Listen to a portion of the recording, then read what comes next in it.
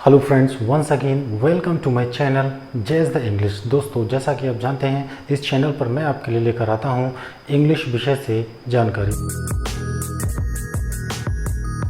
आज हम इस टॉपिक में बात करेंगे नरेशन के विषय में। नरेशन का अर्थ जानने से पहले हम ये जानते हैं कि नरेशन किस वर्ड से बना है।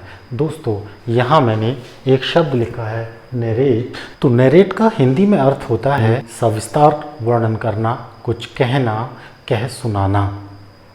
यानी जब हम किसी भी बात को कहते हैं या किसी की कही हुई बात को हम किसी दूसरे को सुनाते हैं तो वो होता है नरेट। दोस्तों, ये जो नरेट वर्ड है ये वर्ब के रूप में इस्तेमाल किया जाता है और नरेट से ही नरेशन शब्द बना है जो नाउन के रूप में प्रयोग किया जाता है। और हम यहाँ जो नरेशन पढ़ने जा रहे हैं ये है एक नाउन। आज हम इसी टॉपिक पे डिटेल में डिस्कस करेंगे। तो दोस्तों, आइए अब हम शुरू करते हैं आज का ये वीडियो। नरेशन को हिंदी में हम बोलते हैं कथन। यानी जब भी हम कोई स्टेटमेंट बोलते हैं उसी को हम नरेशन बोलते हैं। नरेशन को हम दो तरीके से बोलते हैं या लिखते हैं। नंबर 1 होता है direct narration. Number 1 direct narration होता है। डायरेक्ट नरेशन को हिंदी में हम बोलते हैं प्रत्यक्ष कथन। इसके बाद नंबर 2 पे जो आता है वो है इनडायरेक्ट नरेशन। यानी ये कह सकते हैं कि नरेशन दो प्रकार के होते हैं। Number 1 direct narration, number 2 indirect narration. Direct narration को हिंदी में हम प्रत्यक्ष कथन बोलते हैं और इनडायरेक्ट नरेशन को हिंदी में हम अप्रत्यक्ष कथन बोलते हैं। अब हम ये जानेंगे कि डायरेक्ट नरेशन का क्या मतलब होता है, क्या अर्थ होता है। यहाँ मैंने ये एक लाइन खींची है। अब हम यहाँ ये देखेंगे, पहली जो लाइन है ये, इसके बाद ये कॉमा लगा हुआ है, फिर इसके बाद यहाँ कॉमा, दूसरा ये, इसको हम डबल इन्वर्टेड कॉमास बोलते हैं। तो ये डबल इन्वर्टेड कॉमास यहाँ ये बंद हो गए हैं और इसके बीच में एक ये सेंटेंस है। तो डायरेक्ट नरेशन के सेंटेंस में क्या होता है, किसी भी वक्ता के द्वारा जब हम कोई बात कहते हैं या फिर लिखते हैं और उस वक्ता की कही हुई बात को ठीक उसी के शब्दों में ज्यों का त्यों लिख देते हैं तो उसको हम बोलते हैं कि ये डायरेक्ट नरेशन का सेंटेंस है।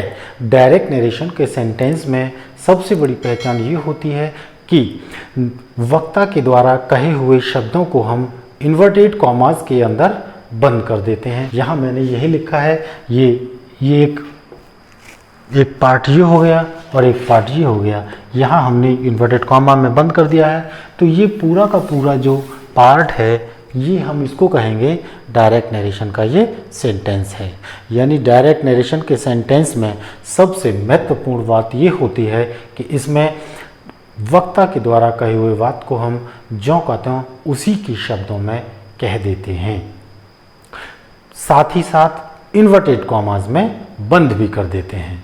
आइए हम ये एग्जाम्पल के माध्यम से समझने का प्रयास करते हैं। नंबर 1 एग्जाम्पल, मैंने नंबर 1 लिखा है, Ram said I am unwell. अब हम यहाँ राम सेड के बाद कॉमा लगाया है, फिर इसके बाद इन्वर्टेड कॉमा शुरू कर दिए हैं, फिर इसके बाद I am unwell full stop inverted comma close कर दिए। तो यहाँ हमने राम ने जो भी स्टेटमेंट दिया है उसी के स्टेटमेंट को हम ठीक वैसे ही उसी के शब्दों में लिख दिए हैं और इसको इन्वर्टेड कॉमा में क्लोज कर दिए हैं। दूसरे सेंटेंस में हम देख लेते हैं, he said I am very busy now. यहाँ हमने इन्वर्टेड कॉमा में क्या बंद कर दिया है, I am very busy now.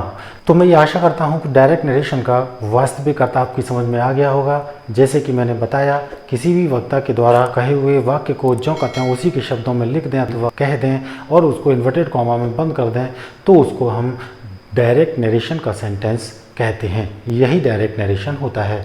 Direct narration को डायरेक्ट स्पीच के नाम से भी हम जानते हैं। दोस्तों, जब भी हम किसी डायरेक्ट नरेशन के विषय में बात करते हैं तो डायरेक्ट नरेशन के सेंटेंस को भी हम 2 पार्ट्स में डिवाइड कर देते हैं।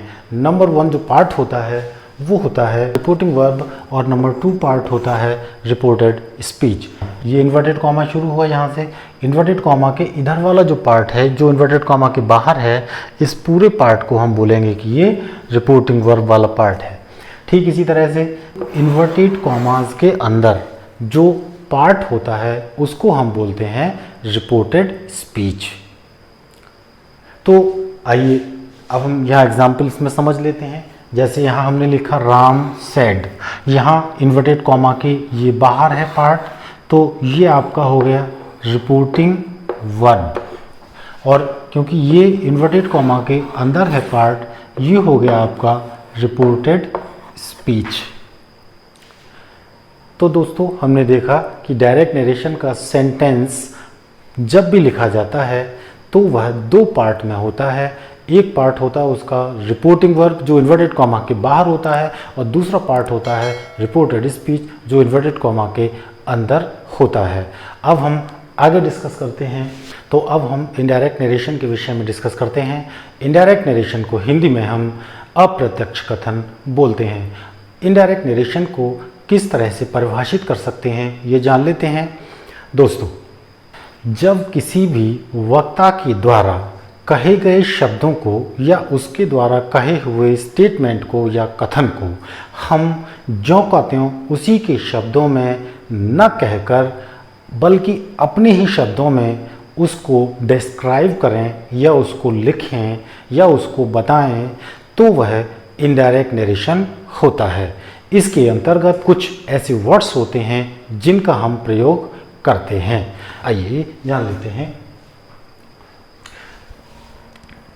यहाँ मैंने ये एक सेंटेंस के रूप में फिगर बनाया है, यानी ये आपकी रिपोर्टिंग वर्ब है,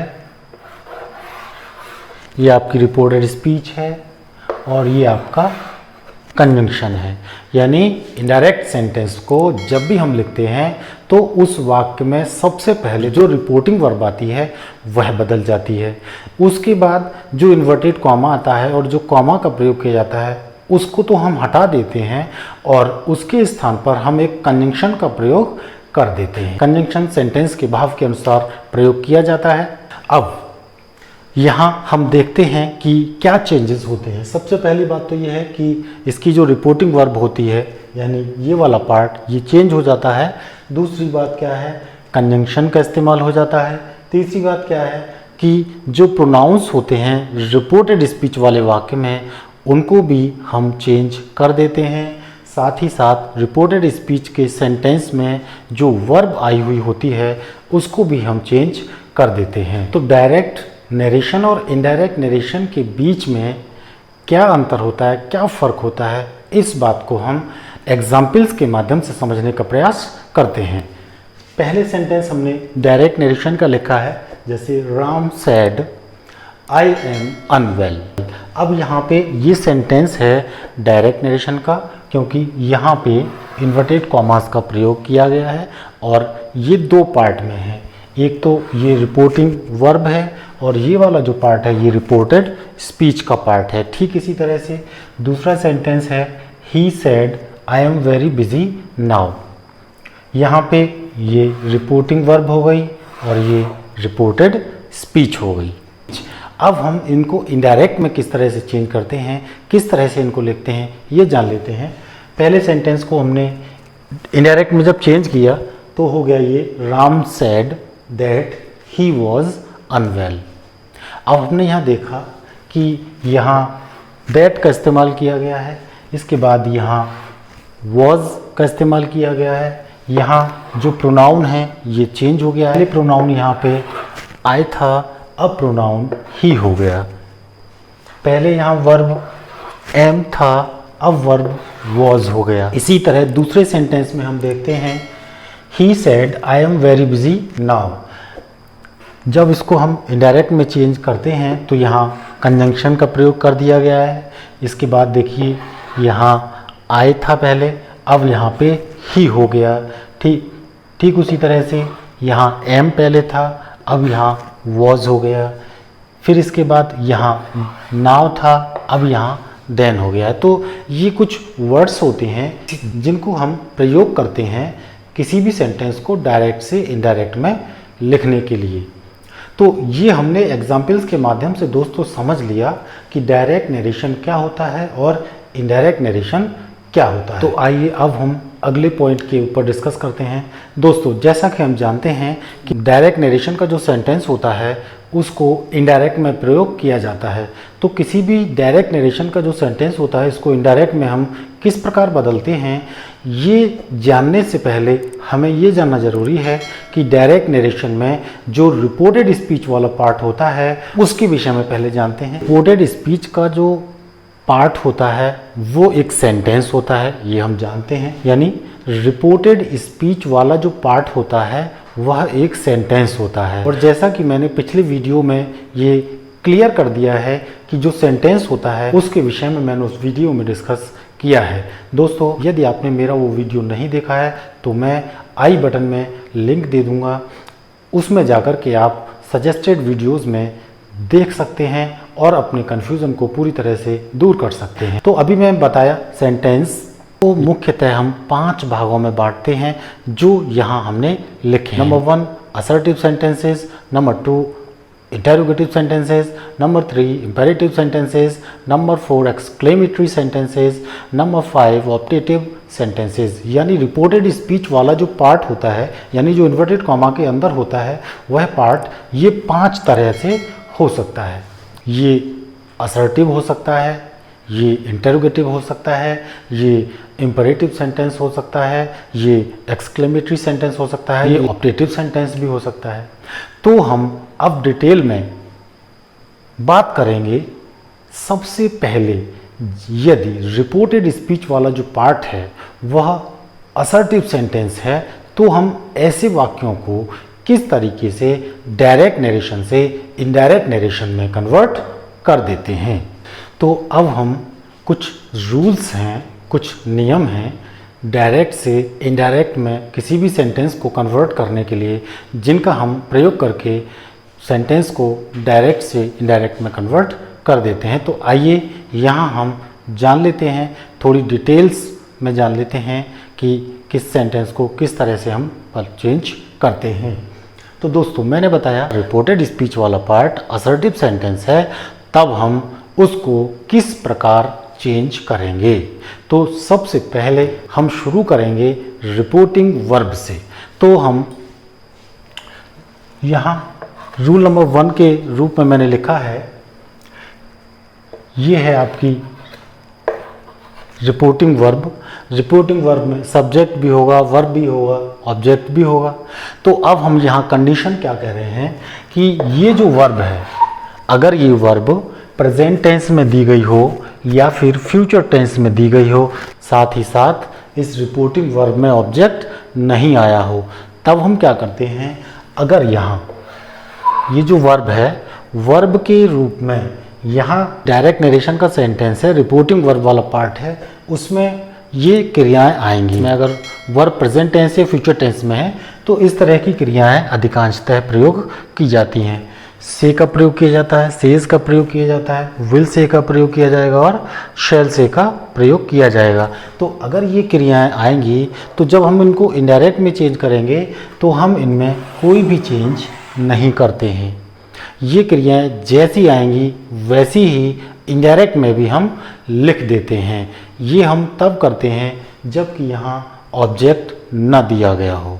तो दोस्तों, ये आपने समझ लिया कि यदि रिपोर्टिंग वर्ब वाले पार्ट में क्रिया प्रेजेंट टेंस या फ्यूचर टेंस में हो और उस वाक्य में ऑब्जेक्ट न दिया गया हो तो रिपोर्टिंग वर्ब में जो वर्ब आती हैं उनको हम परिवर्तित नहीं करते हैं। अब हम अगले नियम की ओर बढ़ते हैं। अगर रिपोर्टिंग वर्ब वाले पार्ट में वर्ब प्रेजेंट टेंस या फ्यूचर टेंस में है और ऑब्जेक्ट इसमें दिया गया है तो हम क्या करते हैं, तब हम जो वर्ब प्रयोग करते हैं उनमें क्या होता है, से टू हो जाता है, says to, will say to, shall say to. यानी अगर रिपोर्टिंग वर्ब वाले वाक्य में ऑब्जेक्ट दिया गया है तो अभी जो मैंने क्रियाएं बताई उन सब में का इस्तेमाल कर दिया जाता है। अगर यहाँ से टू आया है तो इनडायरेक्ट में इसको हम टेल कर देते हैं। अगर सेज टू आया है तो इसको हम टेल्स कर देंगे, अगर विल से टू आया है तो इसको हम विल टेल कर में चेंज कर देंगे, अगर शेल से टू आया है तो हम इसको शेल टेल में चेंज कर देते हैं। तो दोस्तों मैंने आपको बताया कि किस तरह से हम रिपोर्टिंग वर्ब वाले पार्ट में जो वर्ब दी गई होती है उसको चेंज करते हैं। अब हम नेक्स्ट रूल की ओर बढ़ते हैं। अभी मैंने आपको 2 नियम के विषय में बताया, अब मैं तीसरे नियम के विषय में आपको बता रहा हूँ। तीसरा नियम क्या है दोस्तों कि हमने यहाँ रिपोर्टिंग वर्ब में जो वर्ब दी गई थी उसको हमने चेंज करना सीख लिया। अब हम आगे बढ़ेंगे। क्या होगा कि ये जो कॉमा दे रखा है और यहाँ जो इन्वर्टेड कॉमास दे रखे हैं, इनको हम डायरेक्ट से जब इनडायरेक्ट में सेंटेंस को कन्वर्ट करते हैं तो इनको हम पूरी तरह से रिमूव कर देते हैं, बिल्कुल इनको हटा देते हैं और उनके स्थान पर कंजंक्शन का प्रयोग कर देते हैं। तो यहाँ हम कौन से कंजंक्शन का प्रयोग करेंगे? ये जब असर्टिव सेंटेंस रिपोर्टेड स्पीच वाला पार्ट होता है तो यहाँ हम कंजंक्शन दैट का प्रयोग करते हैं। अगला नियम क्या है कि अगर ये जो वर्ब है ये प्रेजेंट टेंस में है और ये फ्यूचर टेंस में है, तो जब हम रिपोर्टेड स्पीच वाले पार्ट की वर्ब में आएंगे इसमें हम कोई भी परिवर्तन नहीं करते हैं, किसी भी तरह से हम इसको चेंज नहीं करते हैं।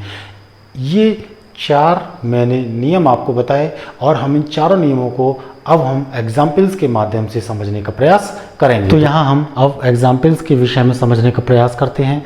यहाँ मैंने लिखा है Ashok says Vijay is buying a car. यहाँ रिपोर्टिंग वर्ब में ऑब्जेक्ट नहीं दे रखा है, वर्ब प्रेजेंट टेंस में है, इसलिए हम यहाँ पे सेज ही रहने देंगे, इसको चेंज नहीं करेंगे। इसके बाद इन्वर्टेड कॉमा को हटा दिया, हमने दैट लगा दिया, फिर इसके बाद विजय लिखा और फिर ये जो वर्ब आ रही है इस वर्ब में हम कोई चेंज नहीं करेंगे। क्यों नहीं करते हैं? क्योंकि रिपोर्टिंग वर्ब वाला जो पार्ट है वह प्रेजेंट टेंस में या फ्यूचर टेंस में होता है, तो इसमें हम कोई चेंज नहीं करते हैं, इसलिए हमने सेंटेंस को यूँ कहता हूँ लिख दिया है। अब हम अगले सेंटेंस की ओर बढ़ते हैं। Sushil will say Mohan has sold his house. यहाँ भी ऑब्जेक्ट नहीं दे रखा है और वर्ब फ्यूचर टेंस में दे रखी है, तो यहाँ वर्ब को कोई चेंज हम नहीं करेंगे, इसलिए सुशील विल से इन्वर्टेड कॉमा को हटा दिया, दैट लगा दिया, फिर इसके बाद मोहन का इस्तेमाल किया। वर्ब पे जब हम आएंगे तो वर्ब में हम कोई चेंज नहीं करेंगे। अभी बताया कि रिपोर्टिंग वर्ब क्योंकि फ्यूचर टेंस में, इसलिए इसको हम चेंज नहीं करेंगे। Mohan has sold his house. अब हम अगले सेंटेंस की ओर बढ़ते हैं। They say to us India has made much progress. यहाँ पे जो रिपोर्टिंग वर्ब है इसमें ये जो वर्ब है से टू, क्योंकि यहाँ पे ऑब्जेक्ट भी दे रखा है, ये ऑब्जेक्ट भी दे रखा है, इसलिए यहाँ से टू आया है। और जब से टू आया है तो जब इसको डायरेक्ट में चेंज करेंगे तो से टू के स्थान पर हो जाएगा टेल, इसलिए हमने लिखा they tell us. Inverted comma को हटा दिया, क्या लगाएंगे हम? दैट लगा दिया। फिर India has made much progress, इसमें हम कोई चेंज वर्ब में नहीं करेंगे। कारण क्यों नहीं करेंगे ये मैं आपको बता दिया हूँ। तो दोस्तों आज के इस वीडियो में मैंने आपको असर्टिव सेंटेंस को किस तरीके से हम डायरेक्ट से इनडायरेक्ट में चेंज करते हैं कुछ नियमों के विषय में बताया है। चेंजेस इन पर्सनल प्रोनाउंस, यानी रिपोर्टेड स्पीच वाले पार्ट में पर्सनल प्रोनाउंस को कैसे चेंज करते हैं, उसी पार्ट में जो निकटता सूचक शब्द होते हैं जो समय और पोजीशन यानी स्थिति के विषय को दर्शाते हैं, उनको हम दूरी सूचक शब्दों में किस तरह से परिवर्तित करते हैं, और जो बाकी नियम हैं असर्टिव सेंटेंस से रिलेटेड उसके विषय में जानेंगे। तो दोस्तों आशा करता हूँ आज मैंने आपको जो भी जानकारी दी है वो जानकारी आपको निश्चित रूप से पसंद आई होगी। अगर आपको ये जानकारी पसंद आई हो तो मैं आपसे रिक्वेस्ट करता हूँ कि आप इस वीडियो को लाइक करें, शेयर करें, कमेंट करें, और यदि आप मेरे इस चैनल पर पहली बार आए हैं तो आप इस चैनल को सब्सक्राइब अवश्य कर दें। दोस्तों धन्यवाद।